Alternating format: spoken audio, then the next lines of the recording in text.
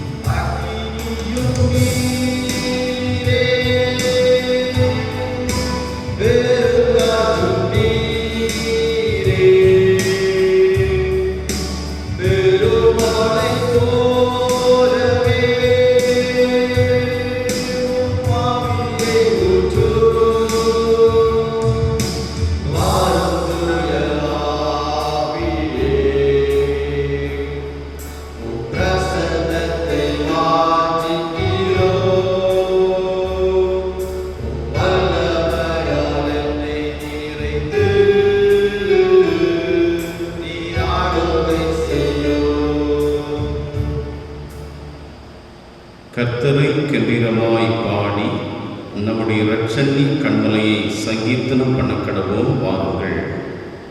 துதித்தலுடனே அவர் சன்னதிக்கு முன்பாக வந்து சங்கீதங்களால் அவரை ஆப்பரித்து பாட கடவோம். நம்மை உண்டாக்கின கர்த்தருக்கு முன்பாக நாம் பணிந்து குனிந்து முழங்காற்படியிட கடவோம். வாருங்கள், ஜெபம் செய்வோம். ஒருவராய் பெரிய அதிசயங்களை செய்து எங்களை ஆசிர்வதித்து எங்களை அனுதினமும் பாதுகாத்து வழிநடத்துகிற திரியேக தெய்வமே, உன் திருச்சமூகத்திலே நன்றி நிறைந்த உள்ளத்தோடு நாங்கள் பணிந்து நிற்கின்றோம். கடந்து போன நாட்கள் முழுவதிலும் கண்ணின் மணிபோல் கர்த்தர் எங்களை காத்து கொண்டே இந்த ஓய்வு நாளிலும் கர்த்தருடைய நாமத்தை மகிமைப்படுத்தவும் ஆண்டவருடைய வார்த்தைகளால் நாங்கள் பலன் பெறவும் ஆண்டவர் தருகின்ற மேன்மையான வாய்ப்புகளுக்காக நன்றி செலுத்துகின்றோம். இந்த தொழுகையிலே பங்கு பெறுகின்ற மக்கள் காணொலி காட்சியின் மூலமாக உம்மிடத்திலே வந்து வழிபடுகின்ற எல்லாரோடும் உம்முடைய பிரசன்னம் தங்க வேண்டும் என்று சொல்லி மன்றாடுகிறோம். உம் கிருபையின் மறைவிற்குள் எல்லாவற்றையும் தருகிறோம். இயேசு கிறிஸ்துவின் நாமத்தில் மன்றாடுகிறோம் எங்கள் நல்ல பிதாவே, ஆமென். ஆண்டவருடைய மகிமைக்காக கீர்த்தனைகளிலே 11வது கீர்த்தனை நாம் யாவரும் இணைந்து பாடுவோம். கீர்த்தனை எண் 11. ஆதிபிதா குமாரன் ஆவி திரியேகர்க்கு அனவரதமும் ஸ்தோத்திரம்.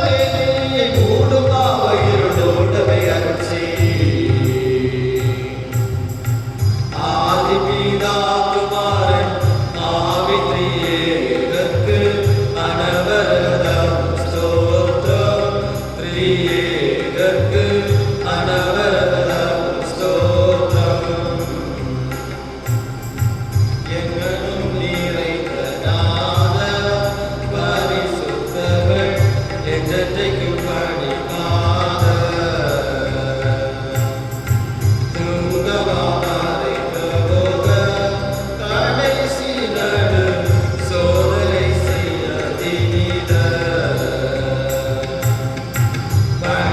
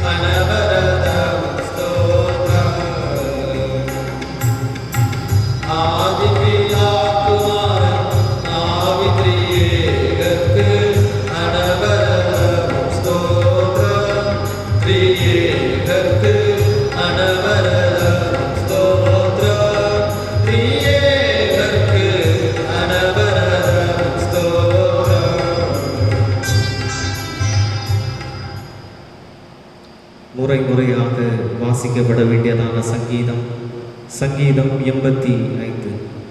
சங்கீதம் 85. கர்த்தாவே, உமது தேசத்தின் மேல் பிரியம் வைத்து யாக்கோபின் சிறையிருப்பை திருப்பினீர். உமது ஜனத்தின் அக்கிரமத்தை மன்னித்து அவர்கள் பாவத்தை எல்லாம் மூடினீர். உமது உக்கிரத்தை எல்லாம் அடக்கிக் கொண்டு உமது கோபத்தின் எரிசலை விட்டு திரும்பினீர். எங்கள் இரட்சிப்பின் தேவனே, நீர் எங்களை திருப்பிக் கொண்டு வாரும்.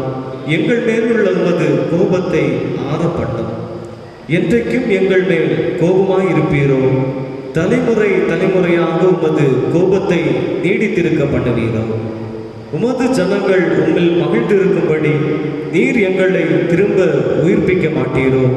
கர்த்தாவே, உமது கிருபையை எங்களுக்கு காண்பித்து உமது இரட்சிப்பை எங்களுக்கு அருளி செய்யும். கர்த்தராகிய தேவன் விளம்புகிறதை கேட்பேன். அவர் தம்முடைய ஜனங்களுக்கும் தம்முடைய பரிசுத்தவான்களுக்கும் சமாதானம் கூறுவார். அவர்களோ மதிகேட்டுக்கு திரும்பாதிருப்பார்களாக. நம்முடைய தேசத்தில் மகிமையை வாசமாயிருக்கும்படி அவருடைய இரட்சிப்பு அவருக்கு பயந்தவர்களுக்கு சமீபமாக இருக்கிறது. கிருபையும் சத்தியமும் ஒன்றையொன்று சந்திக்கும். நீதியும் சமாதானமும் ஒன்றையொன்று முத்தம் செய்யும். சத்தியம் பூமியிலிருந்து உழைக்கும், நீதி வானத்திலிருந்து தாழ பார்க்கும். கர்த்தர் நன்மையானதை தருவார். நம்முடைய தேசமும் தன் பலனை கொடுக்கும். நீதி அவருக்கு முன்னாக சென்று அவருடைய அடிச்சுவடுகளின் வழியிலே நம்மை நிறுத்தும் என்பதை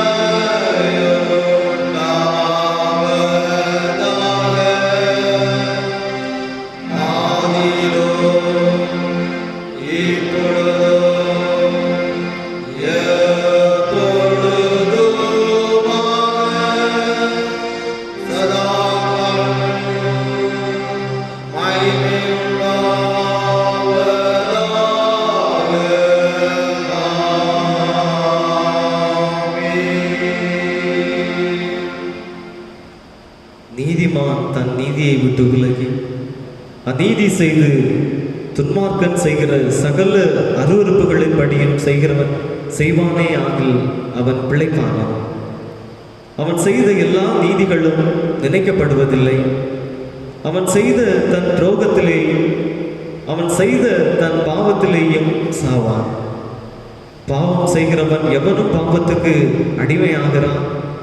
பாவத்தின் சம்பளம் மரணம்.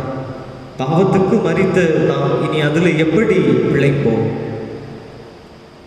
துன்மார்க்கன் தன் செய்த எல்லா பாவங்களையும் விட்டு திரும்பி என் கட்டளைகளை எல்லாம் கைக்கொண்டு நியாயத்தையும் நீதியையும் செய்வானே ஆகில் அவன் பிழைக்கவே பிழைப்பான். அவன் சாவது இல்லை. நம்முடைய பாவங்களை மனமுணர்ந்து முழத்தாள் படியிட்டு இறை சமூகத்திலே பாவ மன்னிப்பை பெற்றுக்கொள்வோம்.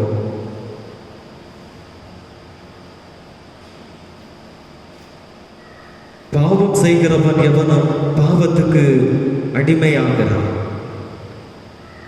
பாவம் செய்கிற எவனும் பாவத்துக்கு அடிமையாகிறான். பாவத்தின் சம்பளம் மரணம் என்று வேதம் எங்களுக்கு கற்றுத் தருகின்றது. இந்த நாட்களை எண்ணி பார்க்கும் பொழுது நம்முடைய வாழ்விலே அநேக பாவங்கள் நம்மை சூழ்ந்து காணப்படுகின்றது. அனுதினம் அநேக பாவங்களை நிமித்தம் நாம் வாழ்ந்து வருகின்றோம். வேதம் தெளிவாக கற்றுத்தருகின்றது. பாவத்தின் சம்பளம் மரணம். இப்பேற்பட்ட பாவத்திலிருந்து நாம் எப்படி கடவுளுடைய சமூகத்திலே நம்மை அர்ப்பணிப்போம்? பாவங்களை மறைக்கிறவனோ வாழ்வடைய மாட்டான். அவைகளை அறிக்கை செய்து விட்டு விடுகிறவனோ இரக்கம் பெறுவான் என்று வேதம் சொல்லுகின்றது.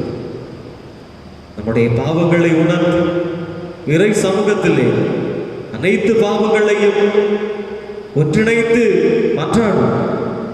நம்முடைய எல்லா பாவங்களையும் மன்னித்து புது வாழ்வு தருவதற்கு கடவுள் ஆயத்தமுடையவராக காணப்படுகின்றார்.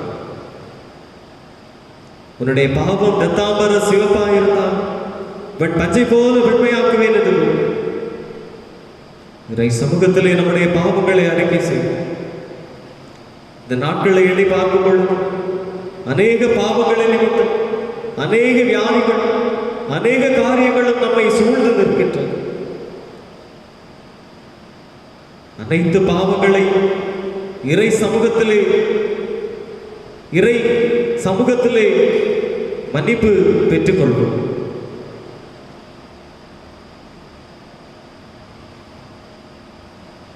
அனைத்து பாவங்களை இறை சமூகத்திலே கூறி இறை சமூகத்திலிருந்து மன்னிப்பை பெற்றுக்கொள்வோம்.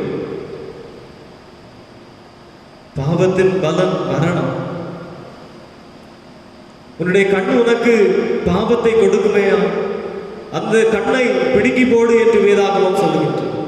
உன்னுடைய கை உனக்கு இடரல் உண்டாக்குமையாக, அந்த கையை தரித்து போடு என்று கூறுகிறது.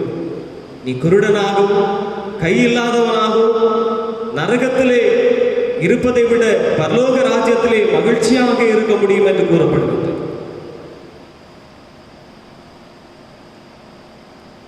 நம்முடைய பாவங்களை மனமுணர்ந்து இறை சமூகத்திலே மன்னிப்பு கேட்கும் மனமாக பாவத்தின் பாரத்தினால் தவித்திடும் பாவி என்னை என்ற பாடல் வழியாக இறை சமூகத்திலே நம்முடைய பாவங்களை அர்ப்பணி செய்வோம்.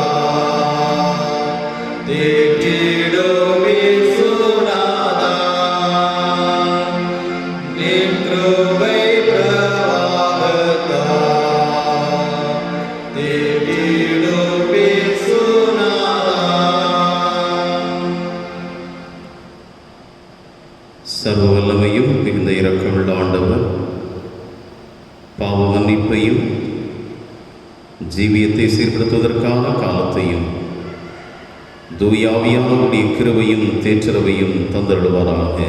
ஆமென். ஆண்டவருடைய கரத்தினின்று புதிய வாழ்வை பெற்றுக்கொண்ட நாம்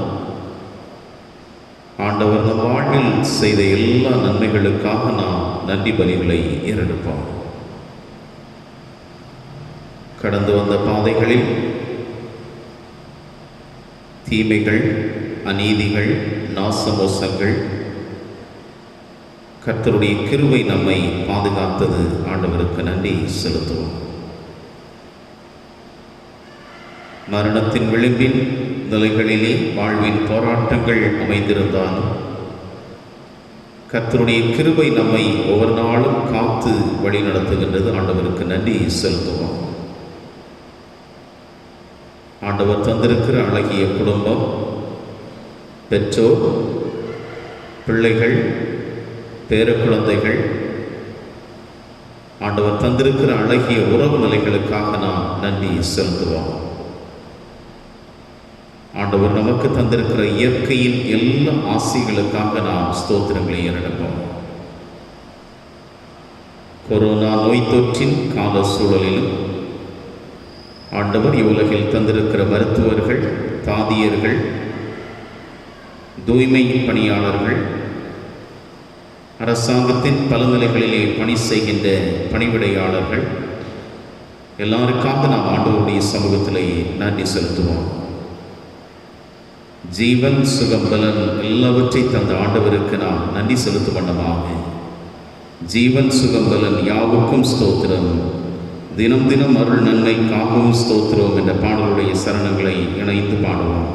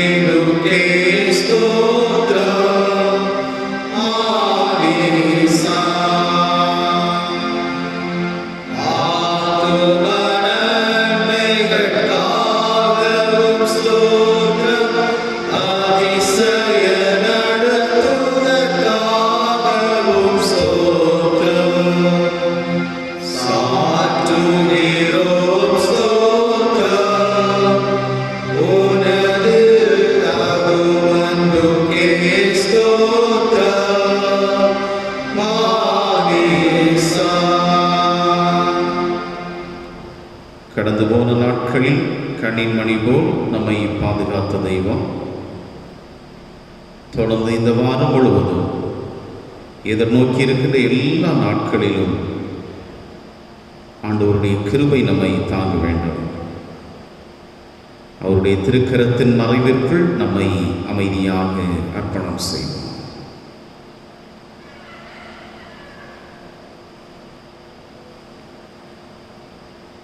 இம்மட்டும் இம்மானுவேலராய் நடத்தின தெய்வம் இனிமேலும் நம்மோடு கூட நின்று நம்மை அனுதினமும் வழிநடத்துவார் என்ற நிச்சயத்தோடு ஆண்டவர் கற்பித்து தந்த ஜெபத்தை யாவரும் இணைந்து ஏறெடுப்போம்.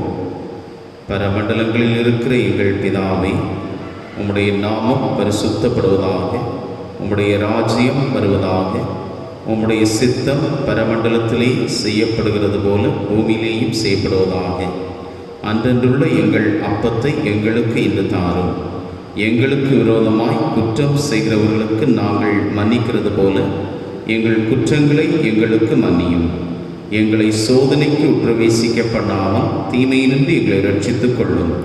ராஜ்யமும் வல்லமையும் மகிமையும் என்னென்றைக்கு உடைகளே. ஆமென்.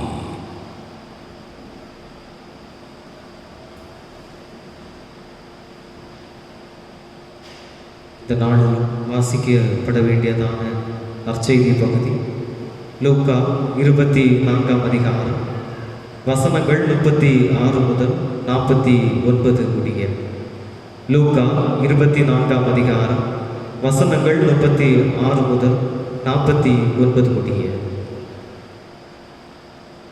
இவைகளை குறித்து அவர்கள் பேசிக்கொண்டிருக்கையில் இயேசு தாமே அவர்கள் நடுவிலே நின்று, உங்களுக்கு சமாதானம் என்றார். அவர்கள் கலங்கி பயந்து ஒரு ஆவியை காண்கிறதாக நினைத்தார்கள்.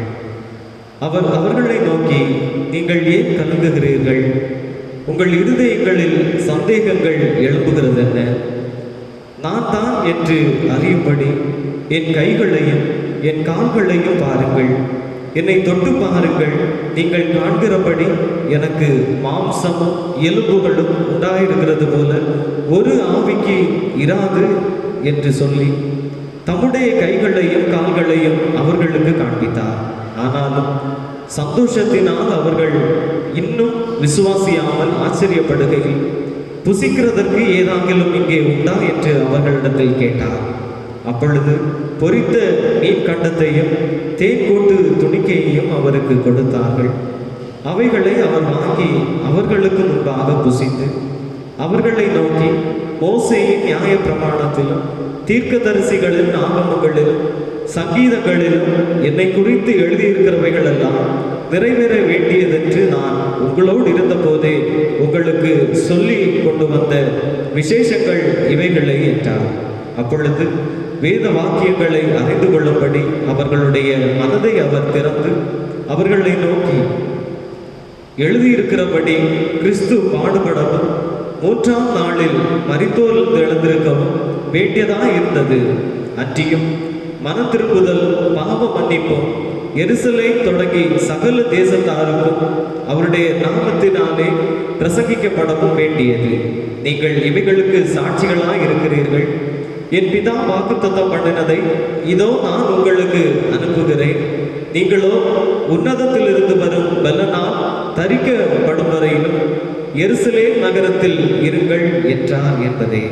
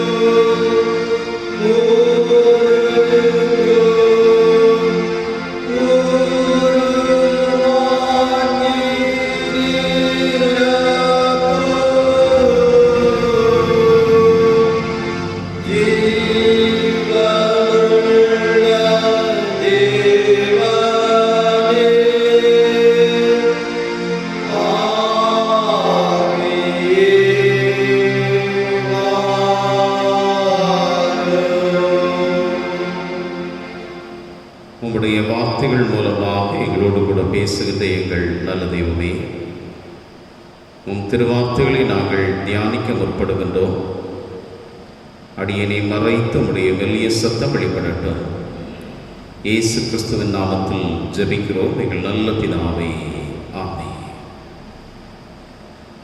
இயேசு கிறிஸ்துவனுடைய நிதான நாமத்தினாலே உங்கள் அனைவருக்கும் அன்பின் வாழ்த்துக்களை தெரிவித்துக் கொள்கிறேன்.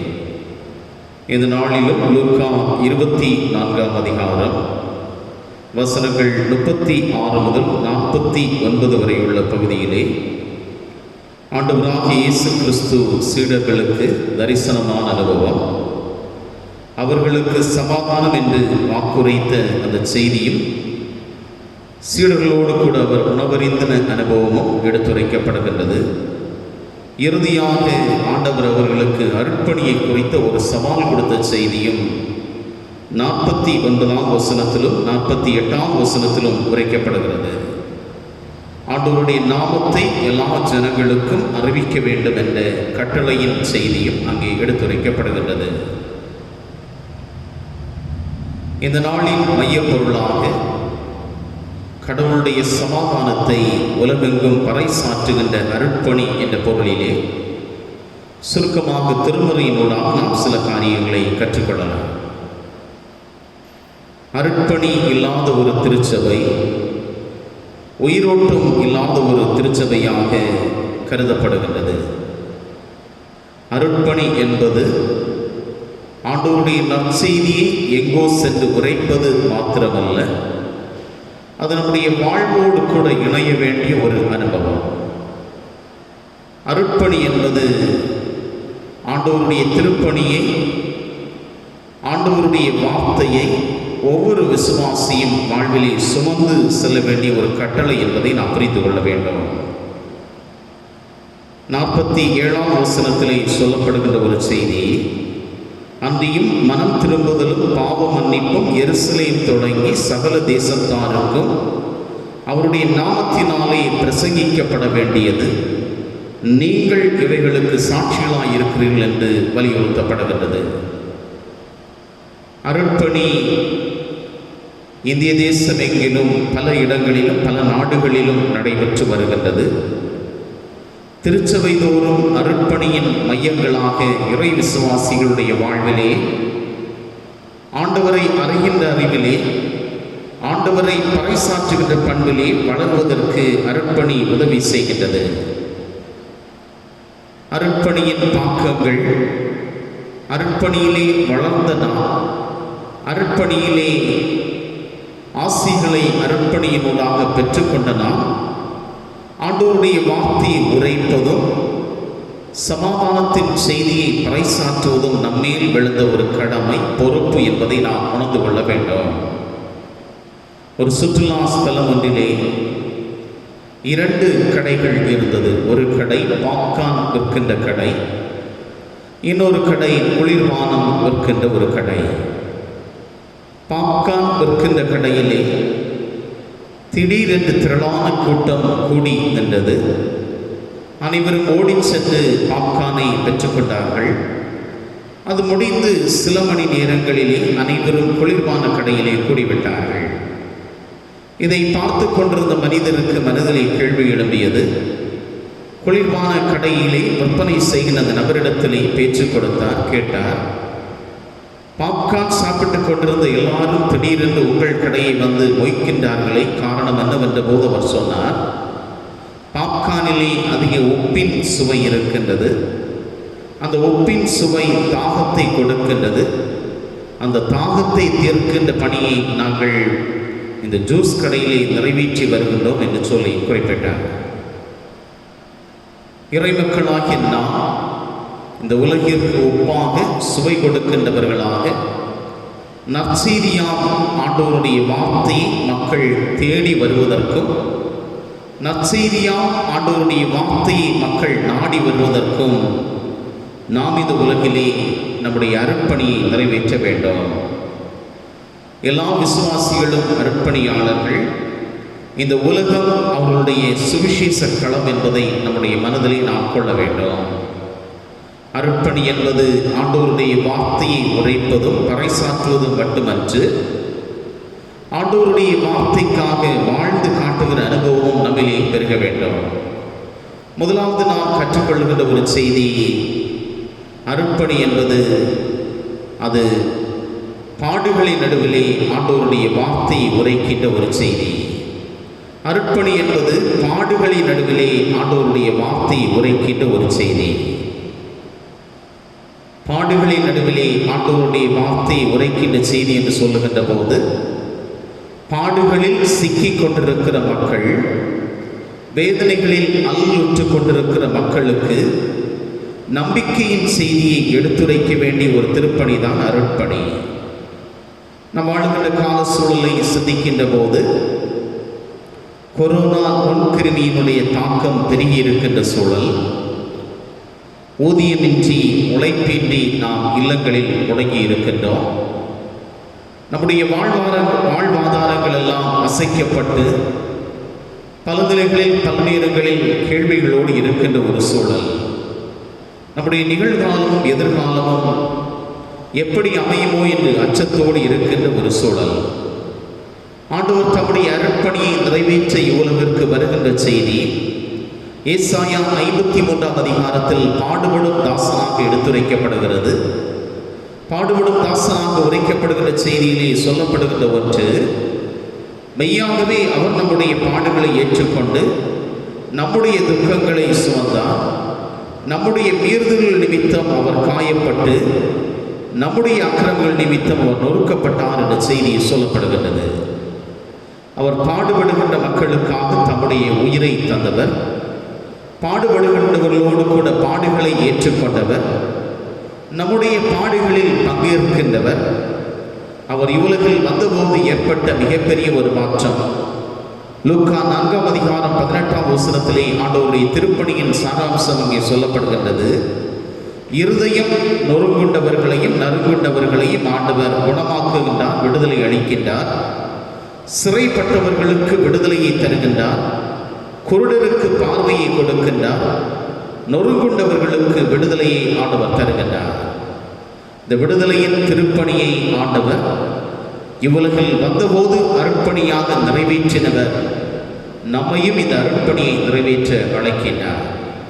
தொடக்க கால திருச்சபையினுடைய முக்கியமான ஒரு அனுபவம், தேவையில் இருப்பவர்களுடைய வாழ்வை அவர்கள் சந்தித்தது. பகிர்ந்து வாழுகின்ற ஒரு அனுபவம், இணைந்து வாழுகிற ஒரு அனுபவம். அந்த அனுபவம் அவர்களுடைய வாழ்வுக்கு ஆசீர்வாதமாய் அமைந்தது. அது அந்த திருப்பணியும் அருட்பணியும் வலுப்பெற செய்தது. நம்முடைய வாழ்வியல் சூழல்களிலும் கொரோனா நோய் தொற்று பெருகி இருக்கின்ற காலகட்டத்திலே நம்முடைய திருச்சபையிலும் நாம் தேவை உள்ளவர்களுக்கு அருட்பணியை நிறைவேற்றி இருக்கிறோம். தேவையில் இருக்கிற மக்களுக்கு தேவையான நல உதவிகளை நாம் செய்திருக்கிறோம். இந்த அருட்பணியின் எல்லைகள் இன்னும் விரிவடைய வேண்டும்.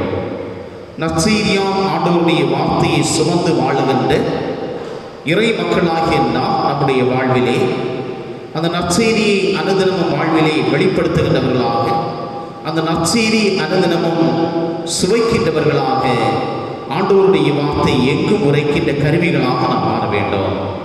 மக்களுடைய பிரச்சனைகளில் பங்கேற்கின்றவர்களாக, மக்களுடைய வேதனைகளில் இணைந்து வாடுகின்ற மக்களாக, அவர்களுக்கு நம்பிக்கை ஊட்டுகின்றவர்களாக நம்முடைய வாயின் வார்த்தைகள் அமைய வேண்டும். இந்த மெய்யான நற்செய்தி பணியாகிய அருள் பணியை பாடுகளின் நடுவிலே வாழுகின்ற மக்களுக்கு நாம் நிறைவேற்ற வேண்டும் என்பது ஆண்டவருடைய விருப்பம். இரண்டாவதாக நாம் கற்றுக்கொள்ளுகின்ற ஒரு செய்தி, ஆண்டவருடைய அருட்பணி என்பது சமாதானத்தின் செய்தியை அறிவிப்பது. ஆண்டவருடைய அருட்பணி என்பது சமாதானத்தின் செய்தியை அறிவிப்பது. இந்த உலகில் மனிதர்கள் சமாதானத்தின் வார்த்தை எங்கே கிடைக்கும், சமாதானத்தை நான் பெற்றுக்கொள்ள முடியுமா என்ற ஏக்கத்தோடு பல இடங்களுக்கு நாடி செல்லுகின்றார்கள். புண்ணிய ஸ்தலங்களை நோக்கி பயணிக்கின்றார்கள். சமாதானத்தை சொந்தமாக்கிக் கொள்ள வேண்டும் என்று சொல்லி பல களியாட்டங்களுக்கும் தீமையான காரியங்களிலும் நாட்டம் கொள்ளுகிறார்கள். மார்ட்டின் லூதர் கிங் என்கின்ற மனிதர் சொல்லுகின்ற போது, மனிதன் மீனை போல் நீந்த கற்றுள்ளான், பறவையைப் போல் பறந்து செல்ல கற்றுள்ளான். ஆனால் அவன் சகோதரனாக சகோதரியாக வாழ்வதற்கு கற்றுக்கொள்ளவில்லை என்று குறிப்பிடுகின்றார். ஏன் என்ற கேள்வி எழுப்புகின்ற போது சமாதான குறைவு அங்கே காட்சி தருகின்றது. ஆண்டவருடைய அடிவுள்ளாகிய நாம் சமாதானத்தின் செய்தியை அறிவிக்கின்ற அறைகூவலை பெற்றிருக்கிறோம். சமாதானத்தின் செய்தியை வாழ்விலே சொந்தமாக்கிக் கொள்ளுகின்ற அழைப்பை நாம் பெற்றிருக்கிறோம். இந்த சமாதானத்தின் செய்தியை நாம் பெற்றுக்கொள்வதும் அதை அறிவிப்பதும் நம்மேல் விழுந்த ஒரு கடமை. இயேசு கிறிஸ்து சீடர்கள் நடுவிலே தரிசனமாகி அவர்கள் நடுவிலே காட்சி தந்து அவர்களுக்கு சொல்லுகிற ஒரு வார்த்தை, உங்களுக்கு சமாதானம் என்று சொல்லி அவர்கள் ஒவ்வொருவருடைய வாழ்விலும் நம்பிக்கையை ஊட்டுகின்றார்.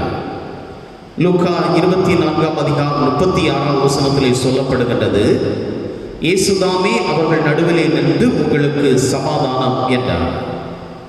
பயந்து போய் நின்ற மனிதர்கள், கலங்கி நின்றவர்கள், நிகழ்காலம் எதிர்காலமும் எப்படி இருக்குமோ என்ற அச்சத்தோடு நின்றவர்கள், ஆண்டவர் அவர்கள் நடுவிலே நின்று சொன்ன வார்த்தை, உங்களுக்கு சமாதானம்.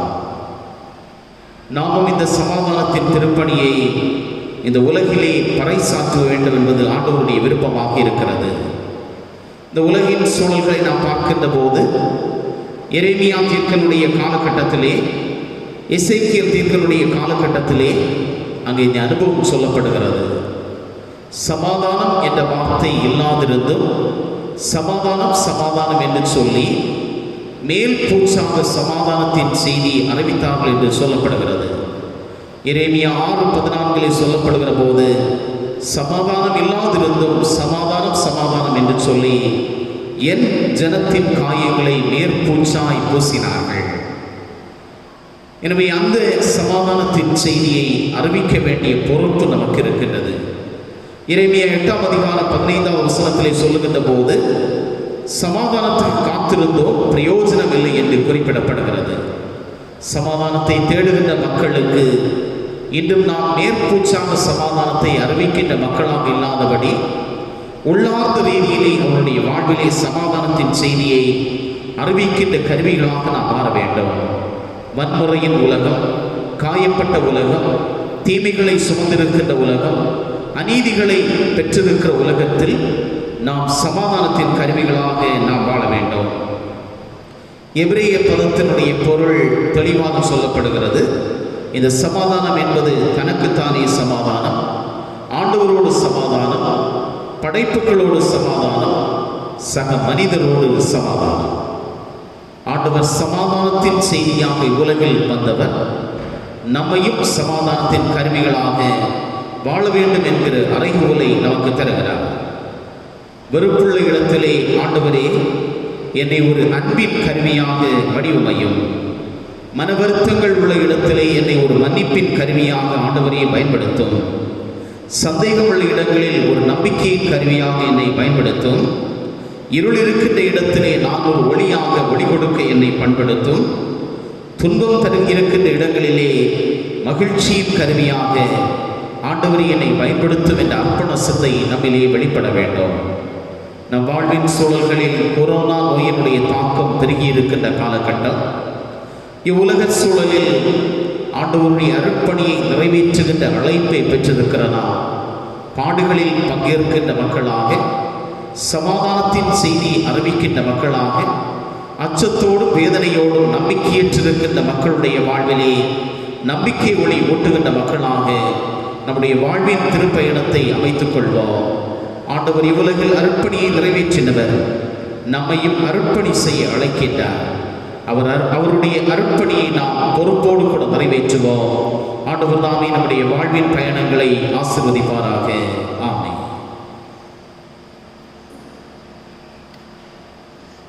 இறை வார்த்தைகளை கேட்ட நம்முடைய விசுவாசத்தை அப்போஸ்தலர் விசுவாச பிரமாணம் மூலமாக அறிக்கை செய்வோம். வானத்தையும் பூமியையும் படைத்த சர்வ வல்லமையுள்ள பிதாவாகிய தேவனை விசுவாசிக்கிறேன். அவருடைய ஒரே குமாரனாகிய நம்முடைய நாதர் இயேசு கிறிஸ்துவையும் விசுவாசிக்கிறேன். அவர் பரிசுத்த ஆவியினாலே கன்னிமரியாளிடத்தில் உற்பவித்து பிறந்தார். பொந்தியு பிலாத்துவின் காலத்தில் பாடுபட்டு சிலுவையில் அறையுண்டு மரித்து அடக்கம் பண்ணப்பட்டு பாதாளத்தில் இறங்கினார். மூன்றாம் நாள் மரித்தோரிடத்திலிருந்து எழுந்தருளினார். பரலோகத்துக்கு எழுந்தருளி சர்வ வல்லமையுள்ள கடவுள் வலது பாசத்தில் வீற்றிருக்கிறார். அவ்விடத்திலிருந்து உயிருள்ளோரையும் மரித்தோரையும் நியாயத்திற்கு வருவார். பரிசுத்த ஆவியை விசுவாசிக்கிறேன். பொதுவாக இருக்கிற பரிசுத்த சபையும் பரிசுத்தவான்களுடைய ஐக்கியமும் பாவ மன்னிப்பும் மரித்தோர் உயிர்த்தெழுதலும் நித்திய ஜீவன் உண்டென்று விசுவாசிக்கிறேன்.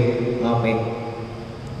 ஆராதனைக்கு நிறைவாக இறைநாமம் மகிமைப்படும் வண்ணமாக ஞான பாடலிலே 456வது பாடல். ஞான பாடலிலே 456வது பாடல். இயேசுவுக்கே ஒப்புவித்தேன் யாவையும் தாராளமாய், என்றும் அவரோடு தங்கி நம்பி நேசிப்பேன் மெய்யாய்.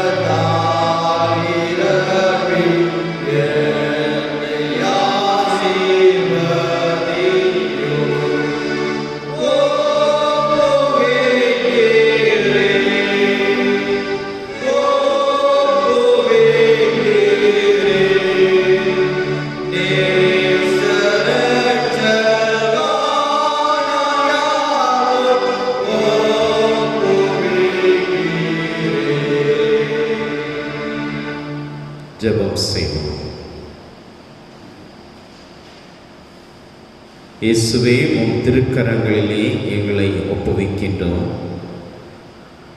இவ்வுலக வாழ்வின் சூழல்களில், பாடுகளிலும் வேதனைகளிலும் உழலுகின்ற எங்கள் வாழ்விலே நம்பிக்கை நாயகராக தம் அருட்பணியின் மூலமாக எங்களை ஆற்றி பலப்படுத்தி ஆறுதல் அளித்து நம்பிக்கை தருகின்ற எங்கள் நல்ல தெய்வமே, சமாதானமற்ற உலகிலே சமாதானத்தின் செய்தி எங்களுக்கு தந்து எங்கள் வாழ்வை பண்படுத்தின ஆண்டவரே, உம் திருக்கரத்திலே எங்களை அர்ப்பணம் செய்கின்றோம். நாங்கள் பெற்றுக்கொண்டிருக்கிற மேன்மையான செய்தியை வாழ்விலே சுமந்து திரிய வேண்டும், அறிவிக்க வேண்டும், பறைசாற்ற வேண்டும். ஆண்டவருடைய அருட்பணியின் சான்றுகள் என்பதை நாங்கள் உணர்ந்து வாழ்விலே வெளிப்படுத்த வேண்டும் என்பதை கற்றுத்தந்தேன். எங்களை தம் திருக்கரத்திலே அர்ப்பணம் செய்கின்றோம்.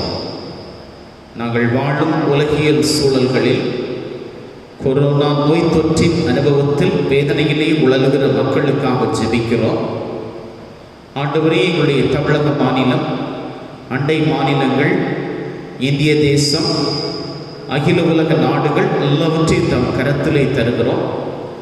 ஆண்டவர் பலப்படுத்த வேண்டும் என்று சொல்லி ஜெபிக்கிறோம்.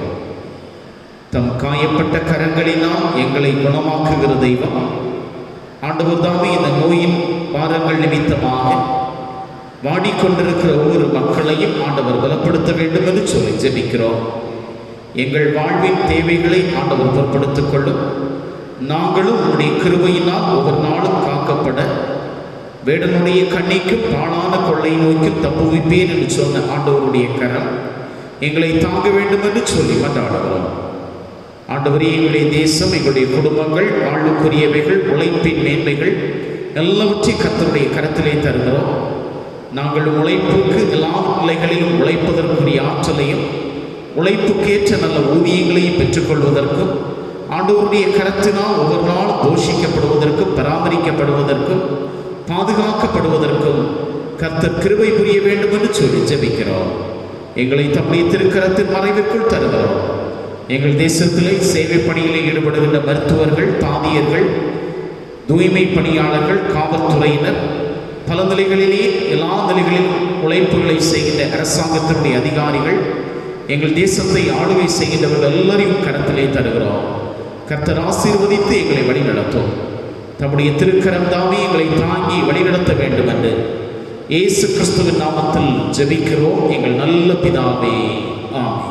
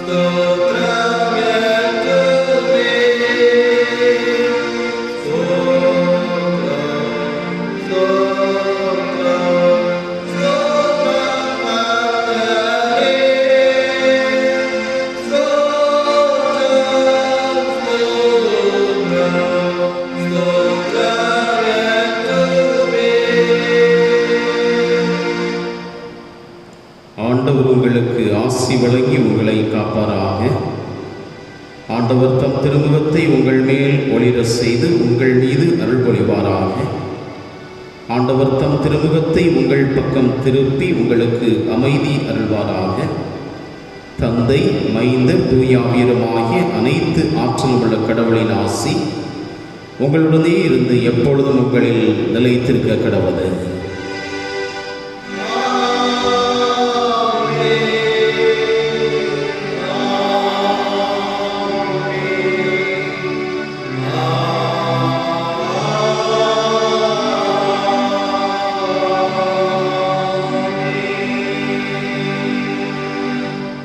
ஆண்டவர்களோடு இருப்பாராக, அவரது ஆவியோடும் இருப்பாராக. சமாதானத்தோடு சென்று வாருங்கள்.